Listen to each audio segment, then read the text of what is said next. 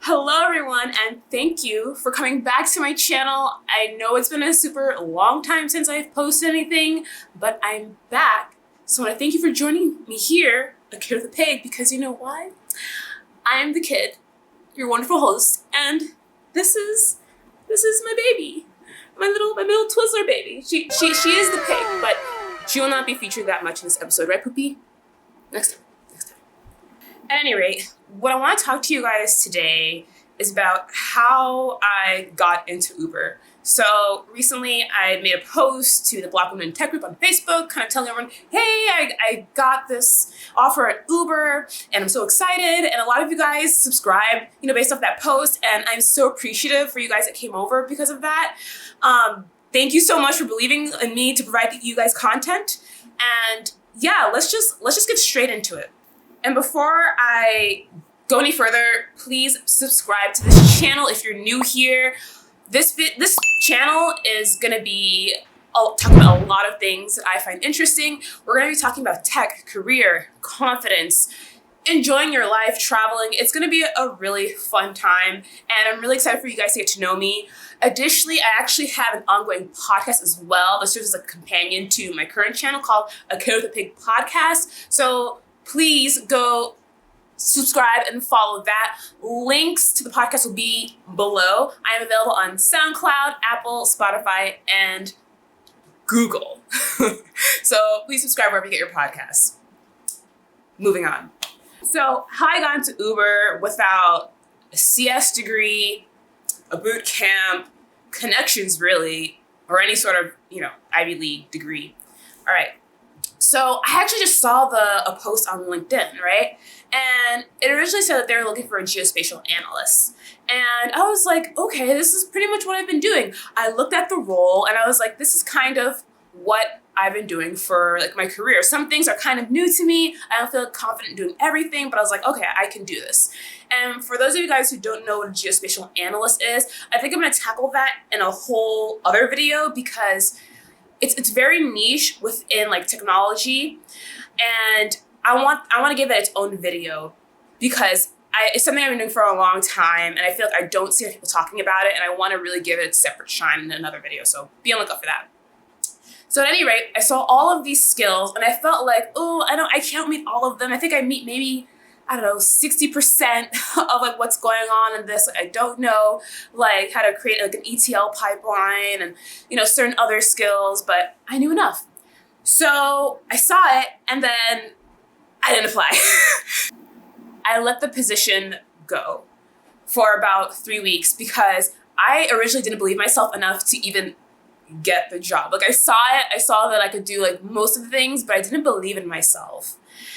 And then I just let it go. I stopped thinking about it. This had to have been the beginning of November when I first saw the job. Because, sometimes LinkedIn recommends you certain jobs, based off what you're currently doing. And if you've been looking at other jobs with similar, titles and skill sets. So fast forward 3 weeks. This is Thanksgiving, literally Thanksgiving Day. I'm sitting there in the kitchen on a computer, my sister's making food, and I see the job listing again. And I'm just thinking to myself, D, if you do not apply to this job or try, you're going to regret it. Okay? Even if you don't get it, you're going to regret not even freaking trying. And so I just told myself, you know what? Just send out your most recently updated resume, send it, forget it. And that's what I did that day. I sent it and forgot about it. Then, about a week later, I hear back from them, and it was HR telling me, hey, they're interested in an interview. And that's when I got really excited because I honestly wasn't expecting to hear anything back. I'm not going to lie. I was not expecting to hear anything back. And so when I did, I got really excited, and then I was like, wow, I'm going to try. But I still didn't have any expectations because I just figured, wow, this role is really competitive, and I had never worked at a big tech company before. While I was interviewing, I was working at a smaller tech company. And so I was just I guess in the moment, I was very iffy. I had enough confidence to go through with the process, but I didn't have enough confidence to feel I was actually going to get the role. But at any rate, I just kept interviewing and going through the process. And how the process worked, at least for the role that I was going for, was that first was an HR interview where they kind of just asked me just general questions about like my career, like background, my whole elevator pitch and why I'm looking for a new role. And then once that was done, I ended up talking to the hiring manager. So I met the hiring manager and we just kind of talked GIS and maps and, kind of like bonded over that kind of stuff. And that was cool. And I was like, wow, this guy seems really neat. I'm excited. And that's when I really got to learn about the role and I was super excited. So I was told that, the hiring manager felt like, I had a good amount of enough experience, then maybe I can move on to the technical portion of the interview. So my role requires coding, specifically Python and SQL, but it's not like a software engineering role. And I want that to be clear because for me, for my technical interview, I didn't necessarily have to do leak code I didn't have to do leak code in front of someone. For me, what I had to do is figure out how to utilize geocoding and mapping APIs and know how to use geospatial SQL. And I had to turn around these two technical questions. One was, figuring out how to use this API to return a result. And then another one, how to use geospatial SQL to return a specific result and get that back to them. So they sent me these questions, and then I gave them my code and my responses. And I had to turn that around 48, 72 hours.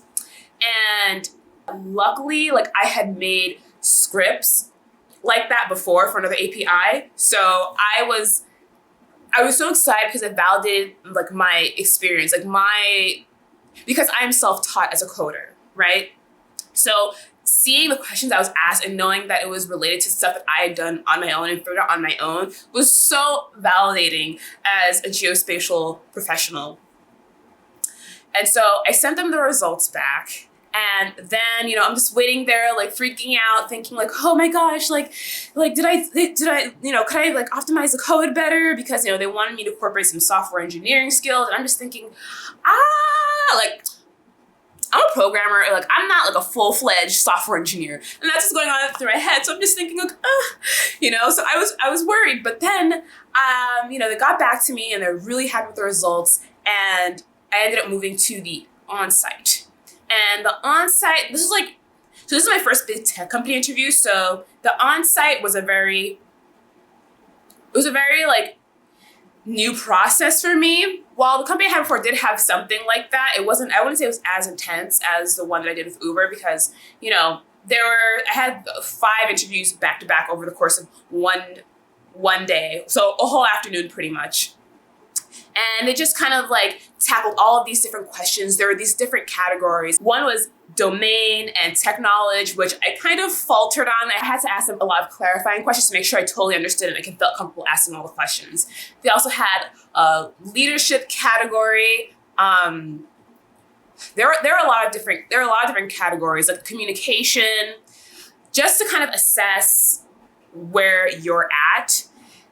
And honestly, I just approached it by being my total self and just recounting my experiences as genuinely as possible and really, honestly, projecting my personality, if I'm being totally frank, because I have an amazing personality. So, and now that I'm aware of it, I lean into it. And so I leaned into it and just kind of tackled those interviews, and approaching these problems and questions in a very genuine way. If I didn't know something, I would tell them no, but, whatever it was. And so I think tackling the interviews this way, in an honest way, and being forthcoming when I didn't know something and when I did know something, I think it really helped in the process. After the Onsite, that was pretty much it. I was just waiting to hear back on how I did, and I was still kind of oh my gosh, am I gonna get this? What's going on? And then I think it was about, how long did it take? It might have taken just a couple days, actually, when I found out that I had received the offer. And I was just so ecstatic because the role is just so different from what I'm currently used to doing as a GIS geospatial professional, because now I'm transitioning from doing something that's mapping to doing something that actually just handles geospatial data. And I'm going to tackle this again in the other video. But that's pretty much how it all happened. It almost didn't happen really, because I originally didn't believe in myself enough to apply. But I'm so glad that I have this philosophy of trying to live without any big regrets, because if I didn't apply, this wouldn't have happened. So this whole story is just pretty much to just kind of encourage you to apply for it. Even if you don't have all the skills listed in the job description, even if you're not totally confident, you know that saying, you miss 100% of the shots you don't fire? That one. Like, just go for it, because you literally never know. And I'm honestly so happy I did right now. And that's my whole story. I have a lot more stories related to this that I'm going to be talking about in like future videos. So please stay tuned. I will be talking about like my whole journey on like the skills I acquired to get this role. My technical title is a technical program manager, and I'll be working with like maps and data. So that's my technical title. And that's pretty much it. Thank you guys so much for watching. And please subscribe again, okay? Okay, don't forget, click subscribe and please click the notification bell, because I have so many videos coming. This is not going to be just a tech channel. I'm going to be talking about a bunch of things, but also I will be talking about career quite a bit. So if you're interested in that, please subscribe. I also have an Instagram account that's also a kid with a pig as well. And don't forget about the podcasts. And I will talk to you guys soon. Bye-bye.